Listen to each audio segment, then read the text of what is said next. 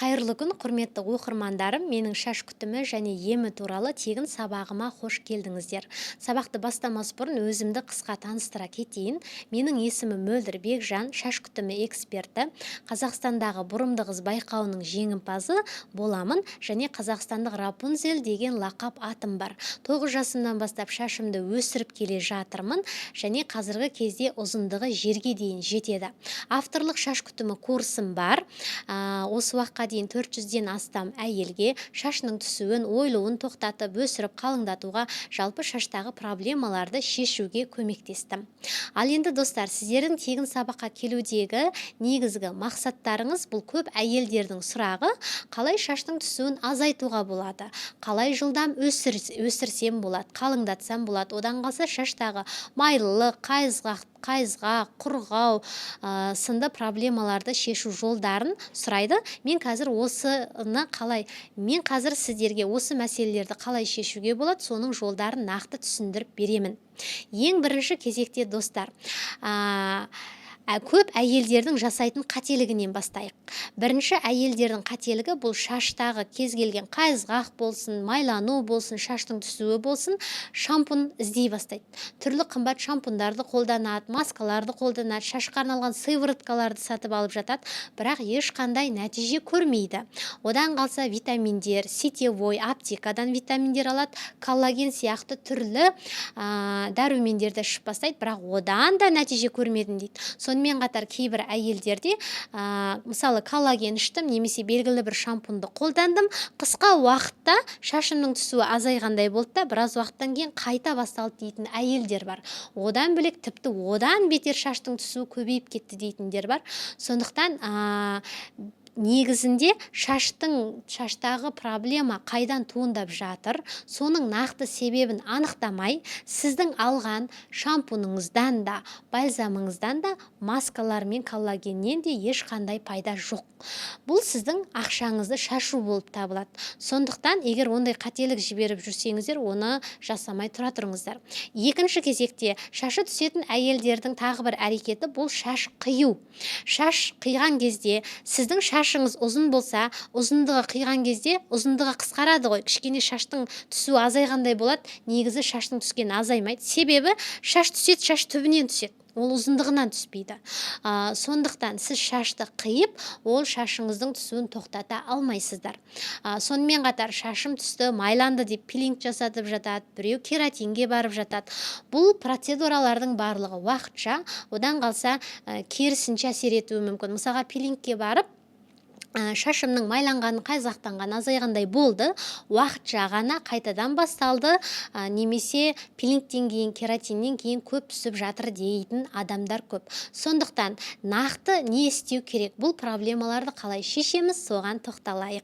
Ең бірінші кезекте, достар, шаш неге түсіп жатыр, нақты соның себебін анықтап алу керек. Оның негізгі себебі көбінесе ішкі ағзадан болады. Мысалы, анемия, зоб, щитовидкадағы проблемалар, немесе түрлі қант диабеті, онкологиялық аурулар деген сияқты, асқазан, өт, ішек жолындағы проблемалар, түрлі ағзадағы мәселелер бұл шаштың түсуіне әкеледі. Бір мысалмен түсіндіре кетейін. Маған жасөспірім қыздарының, немесе мектеп жасындағы 6-7 жастағы, 15-14 жастағы қыздардың шашы түседі, кейбіреуінікі ағарып кетті деп хабарласатын әйелдер көп. Сол балалардың көбінде сұрастыра қарасаңыз, мысалы, жасөспірім қыздарда етек-кірі дұрыс келмейді, етек-кірі келгенде тым көп келеді және қатты ауырсынады. Одан қалса аяқ қолдары мұздайды, әлсіреп жүреді, ұйқысы кеп шаршап жүреді, тамақты дұрыстап ішпейді және ұйқылары дұрыс емес. Енді қараңыз, денсаулықта осындай проблема болған кезде, сіз ол қызыңызға шампунь алып бересіз, шампунь көмектесе ма? Әрине, көмектеспейді. Ол қызыңыз негізі мына біздің шашымыз, бұл біздің денсаулығымыздың айнасы. Егер сіздің деніңіз сау болатын болса, шашыңыз сау, ал денсаулығыңызда проблема болса, бұл сіздің шашыңыздан көрінеді. Мысалы, денсаулығында проблемасы бар адамдар, немесе энергиясы жетпейтін, үнемі әлсіреп жүретін адамдар, олар мына денесіне артық энергия жоқ.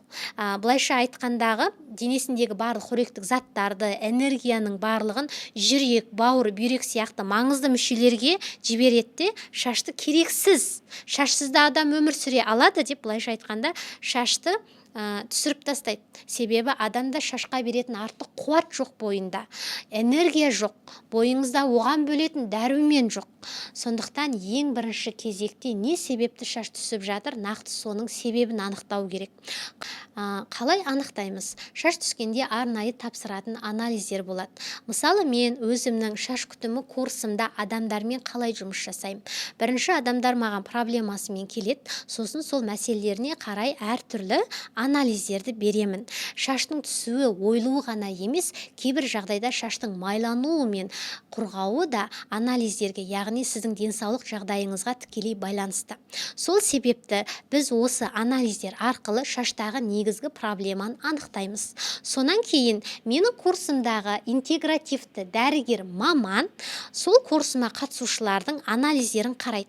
Біз онлайн жұмыс жасаймыз. Пациенттер дәрігермен видеозвонокпен сөйлеседі, дәрігер анализдерін қарай отырып талдап береді. Сол анализдеріңізге қарай жалпы денсаулық жағдайы қалай, шаш неге түседі, неге майланады, барлығын түсіндіріп талдап береді. Сосын соған қарай ем тағайындап береді, яғни назначениесін береді. Осылай біз ішкі ағзамен жұмыс жасаймыз. Бірақ бұл жерде достар түсіндіріп айта кетейін, мен ешқандай витамин, бат сияқты өнімдер сатпаймын.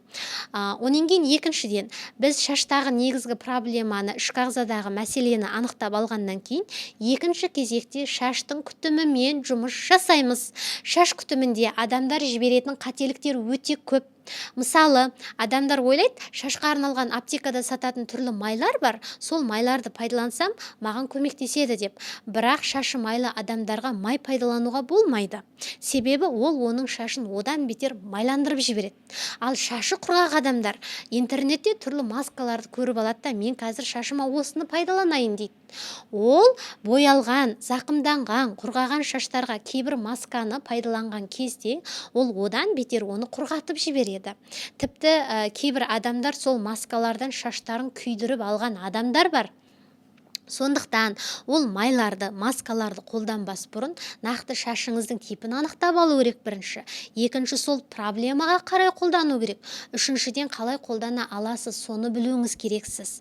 Ал мен курсымда әр адаммен жеке жұмыс жасап, шаш күтімі жоспарын жасап берем. Соған сай шаштарына күтім жасайды. Сосын әр екі апта сайын Zoom эфирде сөйлесіп отырамыз. Оның бәрі не үшін? Оның бәрі адам ішкі ағзасымен жұмыс жасағанда, шашының күтімімен жұмыс жасағанда қалай әсер етіп жатыр, бәрін білу керек. Егер шашта жағымсыз әсер туындайтын болса, уақытында тоқтата білу керек. Яғни, сіз ішкі ағза шаштың күтімімен қатар жұмыс жасағанда, шашыңыздың түсуі азайып, ойылған жері қалпына келіп, өсіп, қалыңдап, майлануы, құрғауы, қайызғақтану, қышуы сынды проблемалардың барлығы азаяды. Сондықтан достар, шаштарыңыздағы проблеманы уақытша емес, толыққанды шешкіңіз келетін болса, онда осы екі бағытта дұрыс жұмыс жасау керек. Ішкі ағза және шаштың күтімімен. Ал енді достар, осылай жұмыс жасай отырып қандай нәтиже көруге болады? Сіздерге бір-екі мысал көрсетейін. Біріншісі, 48 жастағы Салтанат деген әйел. Шашы басында кішкентай жерден домалақ болып ойылып түседі. Басында ол елемей жүреді. Елемеу бірінші қателік. Онан кейін екіншіден ол дерматологқа барады. Дерматологқа барған кезде оған маз жағып береді. Одан нәтиже көрмейді. Сөйтіп жүрген кезде алдыңғы шаш маңдайы үлкен болып ойылып қалады. Жалпы шаш ойылған кезде көп адамдарда жан жағына жайылып ойла бастайды. Сондықтан уақытында емге кірісу керек. Енді осы кісіден біз қалай нәтиже шығардық? Ол кісі маған келді. Жаңа сіздерге айтқан ішкі ағза және шаш күтімімен екі бағытта жұмыс жасадық.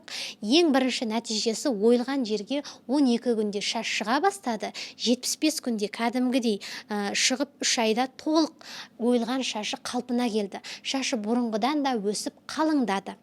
және денсаулығы жақсарды. Екінші мысал, 23 жастағы Перизат есімді қыз күйеуге де тимеген, шашы уыстап түседі, өсу тоқтап қалған. Бұл қызбен де біз 2 бағытта жұмыс жасадық.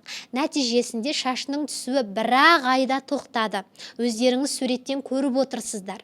Және шашы 5 сантиметрге дейін өсті. Жалпы қалыпты жағдайда шаш өседі 1,5 сантиметр. Ал біз бұл кісімен жүйелі және дұрыс жұмыс жасағанның арқасында шашы 5 сантиметрге дейін өсіп отыр.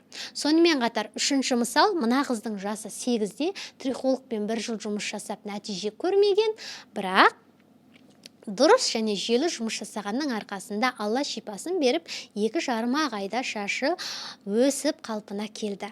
Достар, енді ары қарай егер сізде шашыңыздың түсуін, ойылуын тоқтатып, шаштан толық нәтиже көргіңіз келетін болса, онда мен сізге көмектесе аламын және әр адаммен жеке консультация беріп, сөйлесе отырып. Себебі қазір сіз экранның ар жағында көріп отырсыз, әр адамда қандай проблема, біз соған қарай жеке подход жасаймыз. Сенің шашың түседі екен, мынаны іш, сенің шашың майлы екен, мына шампуньді қолдан деген жоқ. Сондықтан, егер менен жеке консультация алғыңыз келсе, мен сізге көмектесе аламын және сіздің проблемаңызды қалай шешуге болады, соның бәрінің жолдарын айтып түсіндіріп беремін.